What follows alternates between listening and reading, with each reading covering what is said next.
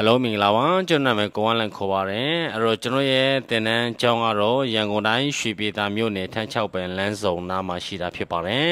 အဲ့တော့ကျွန်တော်စီကိုတင်တန်းတက်တဲ့အခါလူမျိုးဘာသာမရွေးတက်လို့ရတယ်လို့အတတ်ပညာရှိတဲ့သူတွေရောအတတ်ပညာမရှိတဲ့သူရောကျွန်တော်တို့တင်တန်းကိုတက်လို့ရတာဖြစ်ပါတယ်အဲ့တော့ကိုယ့်ရဲ့မွေးရဲစာသည့်နေရာမှာတပိုင်းတနိုင်လောက်ကန်စားတော့ချင်တဲ့မိတ်ဆွေတွေအားလုံးကျွန်တော်တို့ရဲ့တင်တန်းကျောင်းကိုတက်လို့ရတာဖြစ်ပါတယ်ကျွန်တော်ရဲ့တင်တန်းကာလကတော့တလဖြစ်ပါတယ်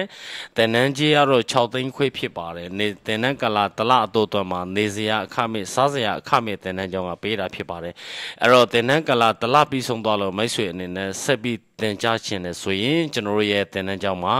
limit မရှိတင်ကြားခွင့်ရတာဖြစ်ပါတယ်အခါမျိုးမှာတော့ကျွန်တော်တို့ရဲ့ဒီမွမ်းမံတင်နန်းတက်တဲ့အခါတော့အဆောင်စားတက်ရမှာဖြစ်ပါတယ်နော်အဲ့တော့ကျွန်တော်တို့ရဲ့တတ်မှတ်ထားတာကတော့တင်နန်းကလာတလဖြစ်ပါတယ်မိမိရဲ့စိတ်တင်ကြားအရာကြိတ်တလောက်တက်လို့ရတာဖြစ်ပါတယ်